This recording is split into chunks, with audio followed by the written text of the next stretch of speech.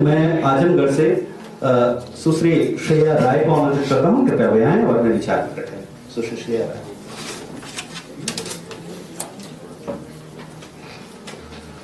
मैं मां सरस्वती को नमन करती हूँ और ऋषियों, मुनियों, क्रांतिकारियों और महापुरुषों की भूमि उत्तर प्रदेश की राजधानी लखनऊ में हो रहे इस भाषण प्रतियोगिता के निर्णायक मंडल, नेहरू युवा केंद्र के सम्मानित सदस्यों, साथी प्रतियोगियों और समस्त उपस्थित लोगों को प्रणाम करती हूँ। तुम नाम वतन का लो, तुम नाम वतन का लो, अगर मेरे चेहरे पर ना नूर रहेगा तो राष्ट्रद्रोह में सूली पर लटका देना मंजूर रहेगा, लटका देना मंजूर रहेगा। इन्हीं गर्वीले शब्दों के साथ आजमगढ़ की धरती का प्रतिनिधित्व करते हुए मैं श्रेया राय उपस्थित हूँ आप सभी के समक्ष अपने विषय देशभक्ति और राष्ट्र निर्माण को लेकर। महोदय, देशभक्ति और राष्ट्र निर्माण ये विषय सारे राष्ट्र को कश्मीर से लेकर कन्याकुमारी तक और शीर्ष से लेकर अंत्योदय तक सभी को एक माला में पिरो देता है। सीमा पर देश की रक्षा कर रहा कोई प्रहरी हो या सड़क किनारे दुकान लगाकर जीवन यापन करने वाला कोई शख्स, देश सबके लिए सर्वोपरि है। भारत माँ हम सबकी माँ है। विषय पर आऊं तो देशभक्ति को परिभाषित करते हुए हम यह कह सकते हैं कि अपने देश से प्रेम करना और सदा उसका कल्याण सोचना देशभक्ति है। तो वहीं राज्य की शक्ति का उपयोग करके राष्ट्रीय पहचान का निर्माण करना राष्ट्र निर्माण है। लेकिन परिभाषाएं तो सिर्फ शब्दों की चार दीवारी होती हैं। इनके भाव सागर के समान विशाल भी होते हैं और विस्तृत भी, जिन्हें शब्दों के गागर में भर पाना बहुत मुश्किल है। और अगर कहीं बात देशभक्ति की भावना की हो तो परिभाषाएं गढ़ पाना असंभव ही है। इसी भाव ने शहीद आजम भगत सिंह को इतना मजबूत कर दिया कि राष्ट्र पर कुर्बान होने का गर्दीला भाव पत्थर की लकीर की तरह उनके माथे पर अंग्रेजों को दिखाई दिया। तो यही भाव कारण है कि छोटी छोटी उम्र में आज सैनिक देश की सीमा पर शहीद हो जाते। इसी भाव ने बैरिस्टर रहे गांधी जी को आजादी की लड़ाई लड़ने देश वापस खींच लाया। तो इसी भाव ने सराबोर हो एक कर्मयोगी पंडित मदन मोहन मालवीय अपनी विशाल इच्छा शक्ति से इतने बड़े विश्वविद्यालय का निर्माण कर पाए। इतिहास कहता है कि देश को आजादी दिलाने के लिए सुभाष चंद्र बोस जितना दूर जा सकते थे उससे कहीं अधिक गए। ऐसा केवल वही व्यक्ति कर सकता है जिसके रोम रोम में देशभक्ति का भाव रक्त की तरह प्रवाहित हो रहा हो। मैं प्रणाम करती हूँ ऐसे भाव को और उसे जीने वाले वीरों को। अब आगे बढ़े और बात अगर राष्ट्र निर्माण की करें तो ये एक सतत प्रक्रिया है, एक निरंतर चलने वाली प्रक्रिया। इसकी शुरुआत मानव जाति के राष्ट्र की संकल्पना के साथ हुई और जब तक मानव जाति अस्तित्व में रहेगी राष्ट्र निर्माण की संकल्पना भी अपने तत्वों को लेकर विद्यमान रहेगी। इनके तत्व भौगोलिक स्थिति, प्राकृतिक प्रचुरता, जनसंख्या, तकनीकी सैन्य शक्ति, आर्थिक, राजनीतिक, सामाजिक प्रणाली, व्यक्तित्व, नेतृत्व, विचारधारा आदि से मिलकर बनते हैं। राष्ट्र राज्य की तरह कोई भौगोलिक संकल्पना नहीं, अपितु यह आर्थिक, राजनीतिक, सामाजिक, भौगोलिक, सांस्कृतिक आदि सभी आयामों से मिलकर निर्मित होता है। अतः किसी भी राज्य का निर्माण हम शक्ति के बल पर कर सकते हैं, लेकिन राष्ट्र के निर्माण के लिए नियत चाहिए, भाव चाहिए और चरित्र चाहिए, जिसकी खातिर हृदय में देशभक्ति का भाव होना अनिवार्य है। बिना देशभक्ति के भाव के राष्ट्र निर्माण का स्वप्न देखना किसी दिवा सपने की भांति है। गांधी जी की सत्य और अहिंसा की नीति अंग्रेजों के समक्ष केवल आजादी दिलाने मात्र के लिए नहीं थी, अपितु इसलिए थी ताकि प्रत्येक नागरिक में राष्ट्रीय चरित्र का निर्माण हो सके, जिससे आजादी के बाद हम एक बेहतर राष्ट्र का निर्माण कर सके। आजादी तो हमें महापुरुषों के अथक प्रयासों के कारण उत्तराधिकार में मिल गया, लेकिन अब इसे बेहतर राष्ट्र बनाकर अगली पीढ़ी को हस्तांतरित करने की जिम्मेदारी हमारे कंधों पर। महोदय, देशभक्ति और राष्ट्र निर्माण ये एक विषय के दो भाग भले ही हों, लेकिन दोनों ही एक दूसरे के पूरक हैं। देशभक्ति ही वो चिंगारी है जो धधकता अंगार बनकर राष्ट्र निर्माण की राह में आने वाले सभी कंटकों और शूलों को जलाकर राख कर देगी और हमें राष्ट्र निर्माण के लक्ष्य प्राप्ति की ओर उन्मुख कर देगी, अग्रसर कर देगी। अब अगर मैं बिंदुवार चर्चा करूं तो राष्ट्र निर्माण के लक्ष्य प्राप्ति के लिए भौगोलिक तत्वों को सुदृढ़ करना बेहद महत्वपूर्ण है। हमें हमारी सीमाओं को बाह्य आक्रमणों से भी बचाना है और साथ ही साथ पूरे राष्ट्र को एकीकृत भी रखना है। हमारे देश ने हूडो, शको, कासिम, गोरी, मंगोल, अब्दाली आदि दुर्दांत आक्रमणकारियों के आक्रमणों को भी झेला है और आजादी की प्राप्ति पर विभाजन का दंश भी। इन सभी ने हमारे देश को आर्थिक, राजनीतिक, सामाजिक और भावनात्मक रूप से नुकसान पहुंचाया।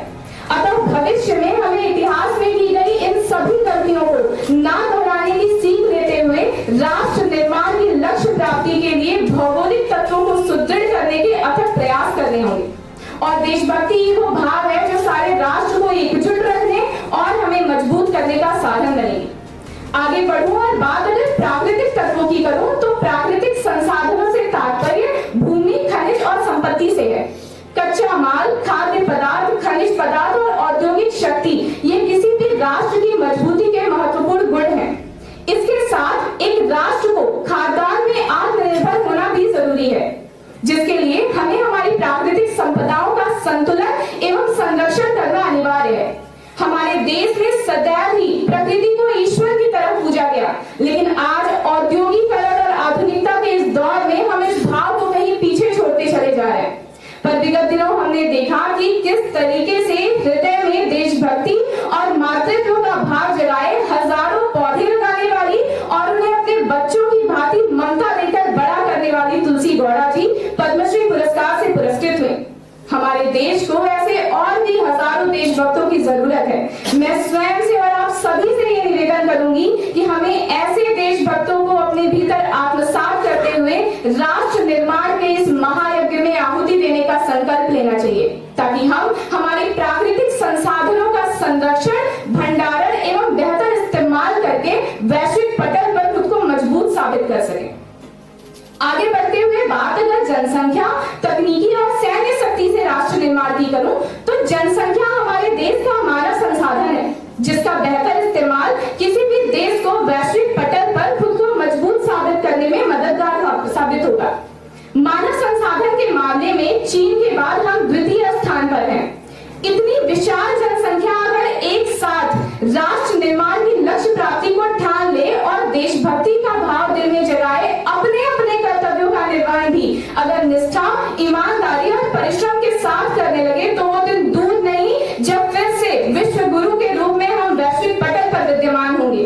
21वीं सदी भारत की होगी।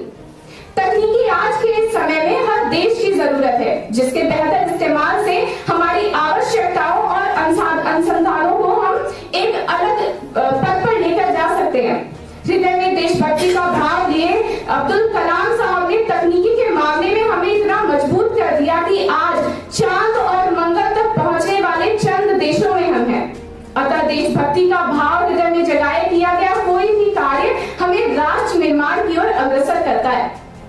मुझे सहज ही ये बात आश्चर्य में डाल देती है कि धार्मिक आधार पर बंटवारे का दंश झेले देश ने जब आजादी पाई तो इसके संविधान निर्माताओं ने ऐसा संविधान रच डाला जिसमें भेदभाव के लिए व्यक्ति भर जगह नहीं थी, जिनकी निगाहें आजादी के बाद हर एक नागरिक को केवल हिंदुस्तानी के रूप में पहचान दिलाना चाहती थी।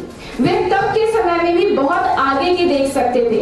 उनका सपना केवल ऐसे राष्ट्र का निर्माण करना था जहां एकता हो, अखंडता हो, देश प्रेम हो और सामाजिक न्याय हो। आजादी तो उन्होंने लड़कर हमें दिला दिया, लेकिन राष्ट्र निर्माण का जिम्मा दुनिया के सबसे बड़े संविधान के साथ हमारे कंधों पे सौंप दिया, इस विश्वास के साथ कि उनकी आने वाली अगली पीढ़ी उनके देखे सभी सपनों को पूरा करेगी। अतः अभी हमारा कर्तव्य बनता है कि हम उनके देखे हजारों अधूरे सपनों को पूरा करें। हमारा प्रशासन सुसंगठित, निष्पक्ष और प्रभावशाली हो। हमारे अर्थ एवं संसाधनों का वितरण नियंत्रित रूप से सब वर्गों के बीच हो। वर्गों के बीच परस्पर तनाव ना हो, बल्कि प्रेम हो और सद्भाव हो। ये सभी बातें हमें एक बेहतर राष्ट्र के रूप में संगठित करेंगी और सबका साथ, सबका विकास, सबका प्रयास और सबका विश्वास जब देश के प्रति कर्तव्यों के निर्वहन का आधार बनेगा तो सहज ही हम राष्ट्र निर्माण की ओर एक मजबूत कदम बढ़ा पाएंगे।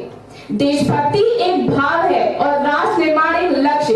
देशभक्ति और राष्ट्र निर्माण चिंतन का विषय है, अनुसंधान का विषय है। इसकी चर्चा केवल 26 जनवरी और 15 अगस्त तक सीमित नहीं रहनी चाहिए, या फिर किसी कार्यक्रम विशेष पर केवल विषय मात्र बनकर नहीं रह जाना चाहिए। देशभक्ति और राष्ट्र निर्माण एक स्वप्न की भांति होना चाहिए जो देश का हर एक नागरिक अपने कर्तव्यों का पालन करें, राष्ट्र के प्रति निष्ठा रखें, संविधान को दिल में और देशभक्ति को हृदय में आत्मसात कर लें, तो कदम दर कदम हम राष्ट्र निर्माण की ओर उन्मुख हो चलेंगे। और अंत में इस स्वर्णचित कविता के साथ मैं अपने शब्दों को विराम दूंगी कि वीरों से इतिहास भरा है, पढ़ लो तुम, वीरों से इतिहास भरा है, पढ़ लो तुम, ये धरा लाल उनके रक्तों के कारण है, सजा के रखे इस बगिया को अपने हम सबके जिम्मे आया अब ये रण है। निष्भक्ति भाव से सारा जीवन भारत पर यदि न्योछावर हो जाता है हो जाने दो, पर विश्व पटल पर सबसे ऊपर भारत ध्वज लहराने दो, लहराने दो, लहराने दो। जय। बहुत बहुत धन्यवाद साथियों। के हमने सुना आजमगढ़ से सुश्री श्रेया राय को।